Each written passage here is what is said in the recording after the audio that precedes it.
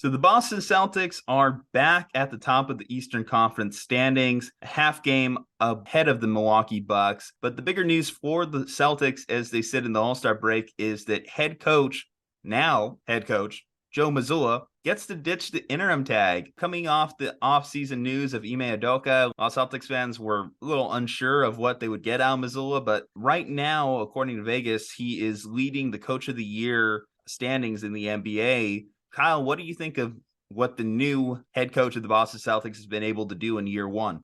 I heard a really good analysis from Bomani Jones, and I want to give credit to him because his podcast is really good. And they were talking about how one of the things Mazzula has done this year has been smart about letting the Celtics figure it out sometimes when they get into the cycle of Tatum just goes to post up moves and Jaylen Brown's giving you his 20, but he's not really making the impact that you might expect from a number 2 star or whatever it might be. He just kind of looks at them like, you going to figure this out or what? And obviously the Celtics have only played, their top 3 players together about 30% of the time this year, which is like, welcome to the NBA.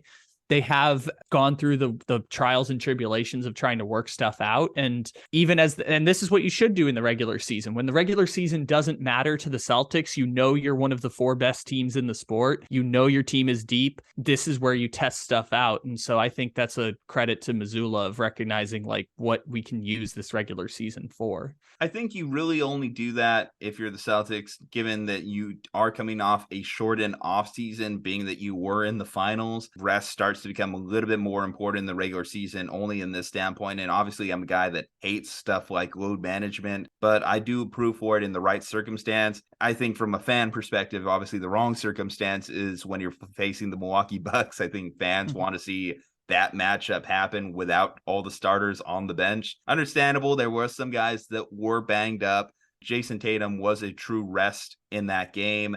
They got this half game lead on the Bucks, so I don't think the Celtics get too comfortable. They have to still push to get that number 1 seed and everything. If for nothing else, if you go to a game 7, it's nice to have the TD Garden fans in your corner. Obviously, we saw the Bucks and Celtics be able to go to a 7-game series, and the Celtics were able to win on the road in some of those circumstances. So it's not a definitive thing like they need to have home court advantage, but it is always a nice luxury just to be within the friendly confines. You mentioned that his willingness to let the Celtics work things out. It can get frustrating at times when you're just like, dude, call a timeout. Call a timeout.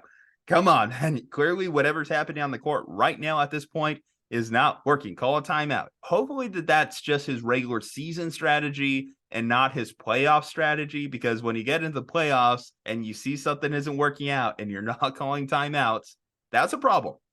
You lose any game of the playoffs, then suddenly your odds of winning that series just dramatically go down. So hopefully that's not something that burns them later. But no, to come in this situation under these circumstances and pick up this team, there was a weak stretch in the offseason where it just seemed like everything was falling in on itself for the Boston Celtics. It wasn't just like Ime, Danilo Gallinari, they just signed, he tears his ACL like immediately. There was, some more offseason chatter about Kevin Durant to the Boston Celtics, which caused some friction between Jaylen Brown and Celtics fans who were constantly photoshopping Kevin Durant in a Celtics jersey. There was a weak stretch there that was getting really awkward to get to this point where, again, they're at the top of the Eastern Conference. Joe Mazzula is the full-time head coach. Jaylen Brown, aside from facial fractures, still performing admirably. Jason Tatum, right now, according to straw polls, Nikola Jokic is the NBA MVP, but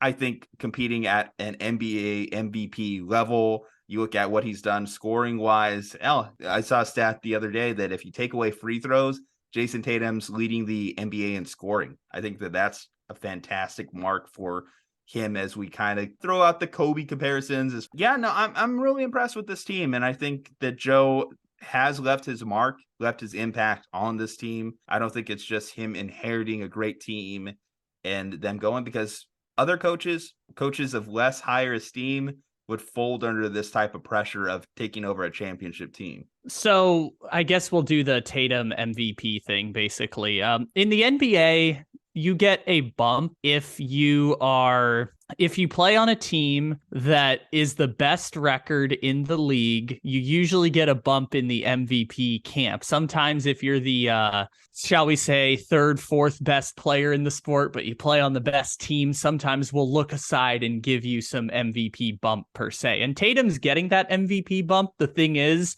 it's taking him from like the 8th best player to the 4th best player right now. Like the reason Tatum won't win MVP is because there is no statistical case for Jason Tatum to win MVP over Jokic, Joel Embiid, Luka Doncic, Giannis Antetokounmpo, Kevin Durant, then probably him in that group after that. But if he had the statistical case, I think he would get the bump to potentially win the MVP, just because people are looking for anyone to give the MVP to other than Jokic this year. Best player, best team, Jokic. I'm tired of it.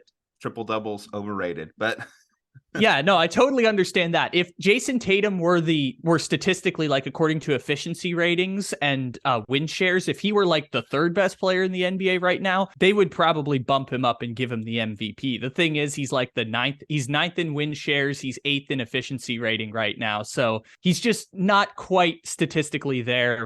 And he's done great things this year, like being a top 7 player in the sport is incredible, because one of the people above him is Anthony Davis, and Anthony Davis hasn't played very many games. So, if I was to right give there. him a bump, I would say intangible wise, I do think that what Tatum's done growth wise from a leadership perspective is much improved this season. And he had already jumped into last season being a top 10 player. I think that we've seen improvement on that even this year. Yeah, I get it. There's all these nerdy advanced metrics to discount it, but Tatum's my MVP. That's my MVP. Look. There's only one MVP in the sport, so it's not like Tatum's been bad at all. He's going to probably make the All NBA first team this year, and if not the first team, he'll be the first player picked on the second team. So listen, the anti-Nikola Jokic 3rd MVP in a row is another video for another day, but I think that Jason Tatum. The larger point of this video is just to talk about kind of like where the Celtics are, do a pulse check on where they are at this point. Now, again, they still have to fight off this Milwaukee Bucks, and that's why it's a little disappointing when you do rest the starters and you're only a couple games up on them in the standings. But they still seem like, so you look at the composition of the East, right? So you really only look at the Boston Celtics Bucks as true contenders out of the East, right? Nope. I will throw the 76ers in that group. The 76ers can win the Eastern Conference. The problem is they'll have to play the Bucks and Celtics. Yeah, I don't buy it. And maybe this is also just being my confidence, on this one. The Celtics own the 76ers. Yeah. Own the 76ers. Joel Embiid literally has a quote out there. It's not a rivalry. They kick our ass every time. That is held up every time the Boston Celtics play the 76ers. So I'm not worried about it. The Nets, obviously, they're in free fall. Cavaliers, fun, but I don't see them as contenders anymore at this point in the season.